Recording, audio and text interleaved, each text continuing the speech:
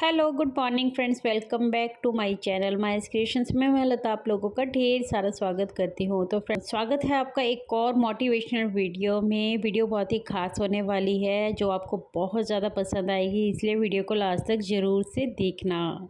तो चलिए फिर आज की वीडियो स्टार्ट करते हैं। फ्रेंड्स, आपने ये कहावत तो सुनी ही होगी ना कि जिसका कोई नहीं होता उसका रब होता है, और जिसका रब होता है ना उसका तो सब कुछ ही होता है। फिर आज की वीडियो में मैं अपना लाइफ का एक्सपीरियंस आप लोगों के साथ शेयर करने वाली हूँ कि जैसे जैसे मुझसे रिश्ते दूर होते गए मैंने अपनी लाइफ में क्या सीखा, क्या मेरा एक्सपीरियंस रहा, वो सब कुछ आज की वीडियो में आप लोग सुनेंगे। फ्रेंड्स, सबसे बड़ी बात पता है क्या होती है? जब आप इमोशनल पर्सन होते हो ना, तो हर कोई ना आपको ठगने की कोशिश करता है। हर कोई अपने आप को सुपीरियर समझता है और आपको कमज़ोर समझता है। उसको ऐसा क्यों लगता है? क्योंकि आप इमोशनली वीक हो कहीं ना कहीं।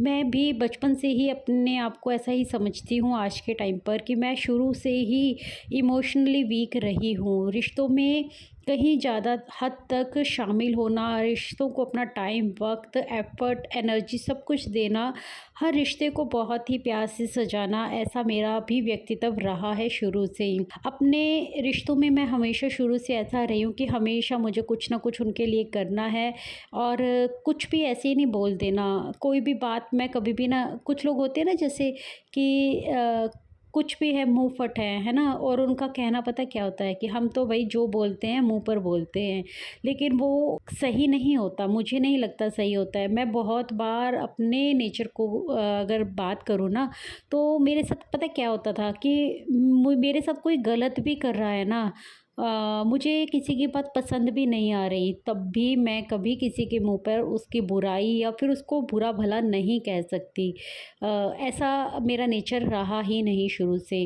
और मैं कहती हूँ कि ये कोई गलत बात भी नहीं है। जैसा प्रकृति ने आपको रचा है ना, उसमें कुछ भी गलत नहीं है। आप अच्छे हो, इसके साथ, इस अच्छाई के साथ जीना ही गर्व से आपके लिए सब कुछ होना चाहिए। जो लोग कहते हैं ना कि मैं तो भाई जो भी है मुंह पे कह देता हूँ, पीठ पीछे कुछ नहीं बोलता, या मन में कुछ नहीं रखता, उनके पीठ पीछे भी सब कुछ होता है और मन में भी बहुत कुछ रखा जाता है। क्योंकि मन में जब आपके कड़वाहट होती है ना, तो वही बाहर आती है।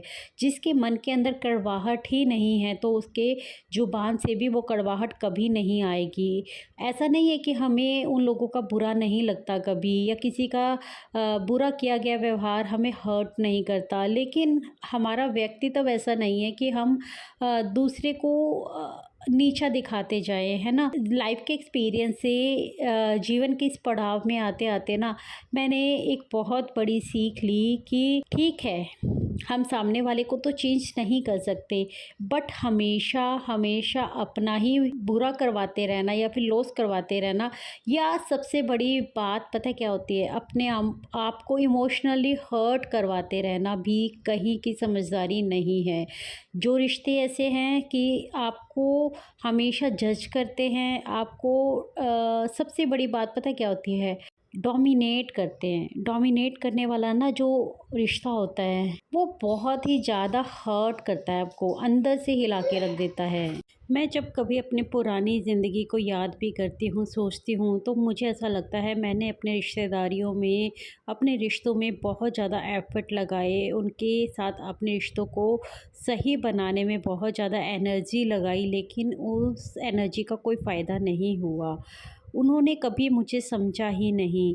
और मुझे ऐसा लगता है ना कि कई बार हमारे ज़्यादा अच्छा होना भी हमारे लिए नुकसानदायक ही होता है। देखिए, रिश्ते सबके अलग अलग हो सकते हैं, अलग अलग एक्सपीरियंस हो सकते हैं, लेकिन हम हमेशा ही लाइफ में ऐसा देखते हैं कि कोई भी रिश्तेदार हो या कोई भी हमारा नियर वन हो जो हमें पसंद नहीं करता ना, तो उससे हमें वैसी वाइब्स आने लग ही जाती है। कई बार जेलसी फील होना उनके चेहरे तक पर दिखा देता है। हर एक चीज़ों में आपके मतलब नाक मुंह बनाना और मन मुटाव रखना, और कभी आपके साथ अच्छे से पेश आना और कभी एकदम बिना किसी बात के आपसे मुंह चिढ़ा लेना, ये सारी जो होती है ना चीज़ें, वो आपको समझ में ही नहीं आती है जब आप अच्छे इंसान होते हो। आप तो दिल के साफ़ हो, आपको सब कुछ सही लग रहा है और कई बार तो वक़्त ऐसे बीत जाता है कि मतलब ज़िंदगी के कई सालों तक आप इस चीज़ को समझ नहीं पाते हो कि सामने वाले को आपसे प्रॉब्लम थी तो थी क्या? दिक्कत ही क्या थी आखिर? आपने तो कभी उसका कोई नुकसान नहीं किया, आपने हमेशा उसको प्यार दिया, स्नेह दिया, लेकिन सामने वाले को क्या दिक्कत थी? उस दिक्कत को समझते-समझते आपकी आधी ज़िंदगी बीत जाती है। अपनी लाइफ़ में ना हमेशा लोगों से कुछ न कुछ सीखने की कोशिश की। आज भी मेरा व्यक्तित्व वही है कि मैं सोचती हूँ कि कोई भी, चाहे वो बच्चा हो या बूढ़ा हो, कोई भी इंसान हमें कोई सीख दे सकता है। हर इंसान में बहुत सारी अच्छी बातें होती हैं, अगर हम उसकी नेगेटिविटी को ना अपनाकर किसी की अच्छाइयों को देखने लगे तो बहुत सारी अच्छाइयाँ होती हैं। लेकिन मैंने देखा कि मेरी अच्छाइयाँ कभी किसी को नज़र ही नहीं आई। हमेशा क्या मुझ में खामियाँ ही मिली लोगों को, कभी कोई अच्छाई नज़र नहीं आई। तो इस चीज़ को मैं आज भी याद करती हूँ, सोचती हूँ। मैंने धीरे-धीरे अपनी लाइफ़ में ये रियलाइज़ किया कि आपके अच्छे होने से सब अच्छे नहीं हो जाएँगे। आपके ही एफ़र्ट्स लगाने से सारे रिश्ते ठीक नहीं हो जाएँगे, क्योंकि जब कहते हैं ना कि किसी का झगड़ा होता है तो हम क्या कहते हैं कि ताली एक हाथ से नहीं बजती है, ताली दोनों हाथों से बजती है। तो उसी तरीके से रिश्ते भी दोनों तरफ़ा ही निभाए जाते हैं। एक एफ़र्ट लगाता जाए तो वो एक दिन थक हार के मायूस होकर बैठ ही जाएगा। तो मैंने अपनी लाइफ़ के एक्सपीरियंस से क्या सीखा वो एक-एक करके आपको बताती हूँ और आपको समझाने की कोशिश करती हूँ। चलिए, किस्से तो बहुत सारे हैं, लेकिन अपनी ही लाइफ़ का एक किस्सा आपके साथ शेयर करना चाहूँगी, ताकि आपको भी अच्छे से समझ में आए। मैंने ना रिश्तों को बहुत ही प्यार देने की कोशिश की, लेकिन जब आपको रिवर्ट में वो चीज़ें नहीं मिलती हैं ना, या कोई आपको समझने की कोशिश नहीं करता, आपके टाइम, आपके एफ़र्ट्स की कोई वैल्यू नहीं करता है ना, तो आपको अंदर से फ़ील तो होता ही है, हर्ट तो होता ही है ना? और जब वो आपके अपने रिश्तेदार करें ना, तो आप अंदर से ना समझ नहीं पाते हो कि क्या उनमें वो समझ नहीं है, या फिर आपकी कोई वैल्यू है ही नहीं, और जहाँ आपकी वैल्यू है ही नहीं, वहाँ आप क्यों खामखा हो फिर। एक किस्सा शेयर करती हूँ आपके साथ कि देखिए, मैं यूजुअली अपने मायके ना बहुत रेयर जाती हूँ, क्योंकि मेरी शादी दूर हुई है, पंजाब की हूँ मैं, तो मेरी शादी हुई है रोहतक में। लेकिन मैं रहती हूँ अपने हस्बैंड के साथ नोएडा में, क्योंकि उनकी जॉब है यहाँ पर, है ना? तो मेरा ना पहले बच्चे भी छोटे हुआ करते थे, तो मैं अपने घर पे यानी अपने मायके में ना 1-1, 2-2 साल तक में भी जाया करती थी। 2-2, ढाई-ढाई साल भी हो जाया करते थे कई बार। इसी बीच में ना मतलब सडन मेरी मम्मी जी की डेथ हो जाती है। उस मतलब चीज़ को मैं ना भूल ही नहीं पाई कभी। वो सदमा था मेरे लिए, क्योंकि ना ही मेरी मम्मी बीमार थी, ना कुछ थी। वो मतलब एकदम से आई हुई ऐसी विपदा थी जिसको मैं हैंडल ही नहीं कर पाई, मैं समझ ही नहीं पाई ऐसा क्या हुआ। आज भी जब सोचती हूँ तो हैरान रह जाती हूँ कि ऐसा कैसे हो गया। ये दुःख की विपदा आई, मैं बहुत ज़्यादा इमोशनली अपने आप को टूटा हुआ फ़ील कर रही थी। बहुत ऐसा मन कर रहा था बस अपने मायके में रहूँ, अपने बहन-भाइयों के पास रहूँ, अपने डैडी के पास रहूँ, इस तरीके से। तो मैंने ना कभी भी सफ़र नहीं किया। मैंने ट्रेन का सफ़र कभी भी अपने हस्बैंड के साथ ही किया है, अकेले नहीं किया। मुझे नहीं पता मेरे अंदर कहाँ से हिम्मत आई, कहाँ से क्या आई। मेरी मम्मी को गुज़रे हुए 2 ही महीने हुए थे। मैं वहाँ पर एक चक्कर अपने हस्बैंड के साथ बाद में भी लगा चुकी थी। 13वीं तक मैं उनके वहाँ पास में भी रही। लेकिन मैंने एक दिन फ़ैसला लिया 2 महीने के अंदर-अंदर ही कि मैं अपनी मम्मी से मिलने जाऊँगी। बच्चों का स्कूल होता है तो मैं किसी को डिस्टर्ब नहीं करना चाहती थी, और अपनी फ़ैमिली के साथ ना अकेले टाइम भी स्पेंड करना चाहती थी। मैं गई यहाँ से अकेले ट्रेन में, रात की ट्रेन। मैंने हस्बैंड ने टिकट वग़ैरह बुक करवा दी। कॉन्फिडेंस अपने अंदर भरा मैंने, और मैं गई यहाँ से। और जब मैं वहाँ गई तो नेक्स्ट डे की मैंने रात की रिटर्न की टिकट भी करवा रखी थी अपनी। मैंने वहाँ टाइम बिताया थोड़ा बहुत।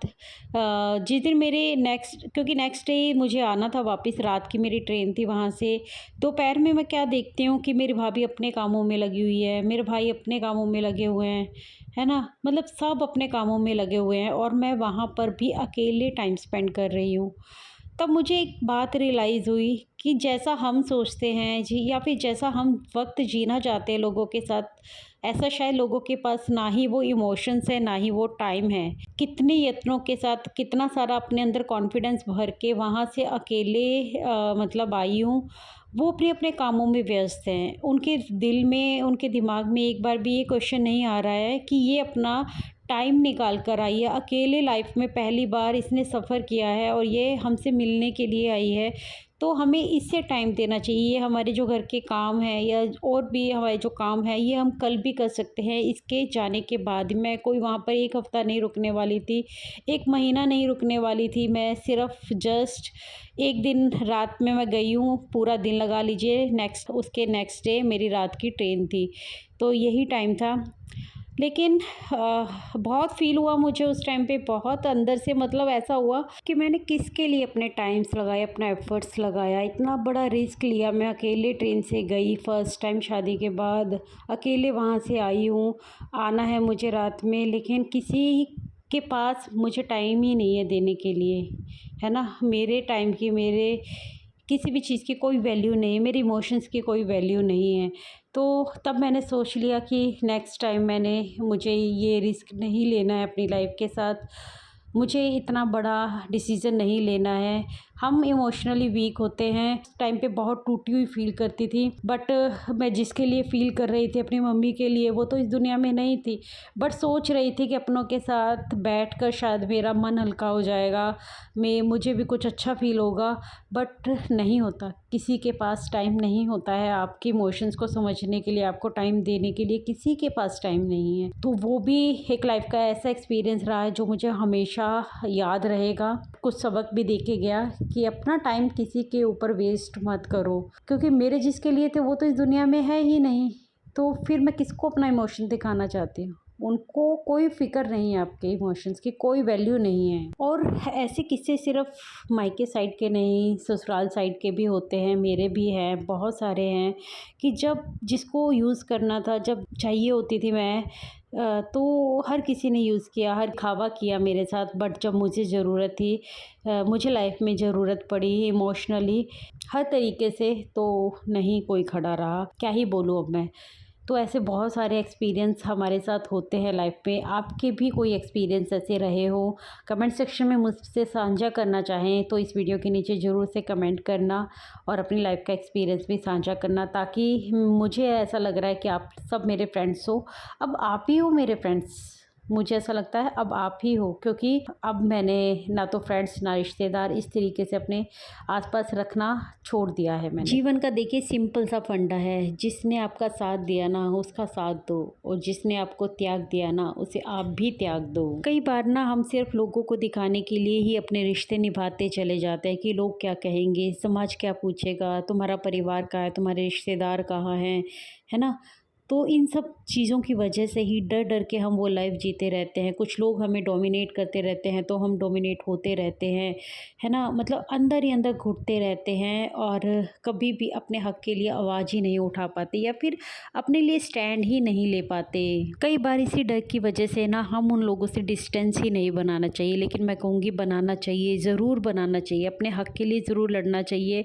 एटलीस्ट किसी को बुरा भला मत कहो, लेकिन हाँ, अपने लिए ज़रूर से खड़े रहो। जो लोग आपको पसंद नहीं करते हैं, बार बार उनके पास जाना या उनकी लाइफ में दखल देना, वो ज़रूर से बंद कर दो। अपने लिए खुश रहो, अपने आप के ऊपर ही ध्यान दो, उन लोगों का ख्याल रखो जो आपका ख्याल रखते हैं। जिस घर पर आपकी इज्जत नहीं हो रही, जो आपको वैल्यू नहीं करता, उस पर अगर आप बार बार दस्तक देते हो, है ना, तो ये आप अपना ही इंसल्ट करवा रहे हो, बाहरी रूप पर भी करवा रहे हो, अपने अंदर भी अपनी इज्जत खोते जा रहे हो। तो बंद कर दीजिए फंडा अपनाओ लाइफ का। जो मुझे इज्जत देगा मैं उसे भी इज्जत दूंगी, जो मुझे टाइम और एफर्ट्स देगा मैं उसके लिए हमेशा अपने टाइम्स और एफर्ट्स लगाऊंगी, अपनी एनर्जी लगाऊंगी। अच्छा, एक बार और होती है कि कई बार ना लाइफ में देखिए बिजी सब हैं, किसी के पास भी टाइम नहीं है ऐसा कि किसी और के ऊपर खर्च कर सके, लेकिन अपनी बिजी लाइफ से भी कुछ लोग ऐसे होते हैं ना जिनके साथ हमें बातें करना अच्छा लगता है। कभी कभी बिजी टाइम से वक्त निकाल कर भी हमें ऐसा लगता है, तो कई बार हम फ़ोन पर उनसे बातें कर लेते हैं। मिलना आजकल इतना पॉसिबल नहीं होता है तो फ़ोन पर ही सही, है ना? लेकिन कई बार ऐसा होता है ना कि आप उनसे बातें करना चाहते हो जो आपको अच्छे लगते हैं, लेकिन उनके पास आपके लिए टाइम ही नहीं है। टाइम बहुत है उनके पास रील्स देखने का, वीडियोस देखने का, बट आप फ़ोन मिलाओगे ना तो वो कहेंगे मैं बिज़ी हूँ, मेरा तो घर का काम ही नहीं होता है सारा दिन। मैं तो बहुत ज़्यादा बिज़ी हूँ। तो आपको एक बात तो फ़ील होगी ना कि यार मैं इतना बिज़ी हूँ, उसके बावजूद भी मैं टाइम निकाल लेती हूँ। काम करते-करते भी आप किसी से बात कर सकते हैं, हेडफ़ोन का यूज़ कर सकते हैं, लेकिन कोई आपके फ़ोन को ये कहकर ही काट दे कि मैं बहुत बिज़ी हूँ, मैं फिर बात करूँगी आपसे, और फिर 1 महीना, 1 हफ़्ता, 2 महीने बीत ही जाए, उसका फ़ोन तक वापस ना आए और आप फिर उसको एक बार फिर फ़ोन करो, तो ये एफ़र्ट्स आप 1 बार लगाओगे, 2 बार लगाओगे। लेकिन अगर आप बार-बार खुद ही इन एफ़र्ट्स को लेते जा रहे हो ना, तो आपका बेवकूफ़ बनता जाएगा, ज़िंदगी भर बनता जाएगा। इसलिए इन सब चीज़ों को बंद कर दीजिए। ऐसे रिश्ते पालने का, ऐसे दोस्त पालने का कोई फ़ायदा नहीं है। इससे अच्छा अकेले में खुश रहना सीखो, क्योंकि जो इंसान अकेले में खुश रहना सीख जाता है ना, फिर उसको किसी की ज़रूरत नहीं पड़ती है। कुछ लोग तो ऐसे होते हैं, आप फ़ोन मिलाओगे अपना हालचाल बताने के लिए, अपना मन का बात करने के लिए, लेकिन उनके पास अपनी राम कथा के अलावा मतलब है ही नहीं, बात ही नहीं है। वो अपनी पूरी स्टोरी बता देंगे, अपना दुःख बता देंगे, अपनी तकलीफ़ बता देंगे, लेकिन आपसे पलटकर एक बार भी ये नहीं पूछेंगे कि तू कैसी है? क्या ही फ़ायदा है ऐसे दोस्तों की या फिर ऐसे रिश्तेदारों की भीड़ इकट्ठी करने का, जो आपके लिए जिनके पास टाइम ही नहीं है, आपसे हाल-चाल पूछने तक का टाइम नहीं है। और अगर आप सच्चे दिल से किसी को अपना हाल-चाल बता ही नहीं सकते हो ना, तो कोई फ़ायदा ही नहीं है, और मुझे लगता है कि बताना भी नहीं चाहिए। लोग बस आपको जज करते हैं और पीठ पीछे आपका मज़ाक उड़ाते हैं। तो इसीलिए कनेक्शन बढ़ाओ उस ऊपर वाले से, उसी को अपना सब कुछ बना लो, अपना दोस्त, अपने रिश्तेदार, फिर देखो ज़िंदगी कितनी हसीन लगती है। कुछ लोगों को ना अकेले रहने से बहुत डर लगता है, लेकिन याद रखना, जब आप इस डर से निकल जाते हो ना, तो आप बहुत ही सिक्योर फ़ील करते हो, बहुत ही कॉन्फिडेंट फ़ील करते हो। कई लोग ना अकेले रह ही नहीं सकते, उनको हमेशा अपने पास ना एक ग्रुप चाहिए अपने आप को सिक्योर फ़ील करने के लिए। लेकिन याद रखना कि ये सिक्योरिटी ना दूसरे लोगों से नहीं मिलती, वो आपके अंदर से आता है, वो आपके अंदर ही होता है कॉन्फिडेंस, उसी को निकालना होता है आपको बाहर। So friends, protect your peace. हमें अपने मेंटल पीस को बचा के रखना है, उसको हमेशा सेव रखना है। मैं तो यही कहूँगी, अपने दिल से और दिमाग से ऐसे लोगों की सफाई कर दो जो ना आपको समझते हैं, ना ही जिनके पास आपके लिए टाइम है, एफर्ट्स है, एनर्जी है। तो आप अपने एफर्ट्स और एनर्जी क्यों वेस्ट करो ऐसे लोगों के साथ। सो फ्रेंड्स, अगर आपको लाइफ में कुछ करना है ना, तो ऐसे लोगों के झुंड से तो आपको अलग रहना ही पड़ेगा, क्योंकि ऐसे झुंड में रहोगे ना, तो कभी भी आपको मेंटल पीस नहीं मिलने वाला। आपकी पर्सनल ग्रोथ रुक जाएगी, वो कभी भी नहीं हो पाएगी। अगर आपकी ज़िंदगी में कुछ गोल्स हैं जिनको आप पूरा करना चाहते हैं ना, तो वो मांगता है आपका टाइम्स, एफर्ट्स एंड एनर्जी। और वो एनर्जी, टाइम्स, एफर्ट्स अगर आप दूसरे लोगों के ऊपर वेस्ट करते जाओगे, कैसे ही अपनी लाइफ को ग्रो करोगे, है ना। फ्रेंड्स, पर्सनल ग्रोथ चाहते हो ना, तो सब कुछ आपको अपने ऊपर ही न्यौछावर करना पड़ेगा। ऐसे झुंड में फंसे रहोगे तो आप अपनी पर्सनल ग्रोथ कभी नहीं कर पाओगे। तो फ्रेंड्स, वो कहते हैं ना कि जितना मेले में रहोगे उतना ही झमेले में रहोगे। ऊंचा तभी जा पाओगे जब थोड़ा अकेले में रहोगे। सो जिसने आपका साथ दिया उसका साथ दो, और जिसने आपको त्याग दिया उसको आप भी हमेशा के लिए त्याग दो। अगर मेरे थॉट्स ने आपको भी कुछ सोचने पर मजबूर किया है ना, तो मुझे ज़रूर से बताइएगा कमेंट सेक्शन में, और आपके एक्सपीरियंस भी मेरे साथ साझा कर सकते हो। इस वीडियो को एंड मैं यहीं पर कर देती हूँ, और मिलती हूँ आपसे अपनी नेक्स्ट वीडियो में। तब तक के लिए friends, take care, bye bye, thanks for watching guys. Channel को सब्सक्राइब करना बिल्कुल ना भूलें।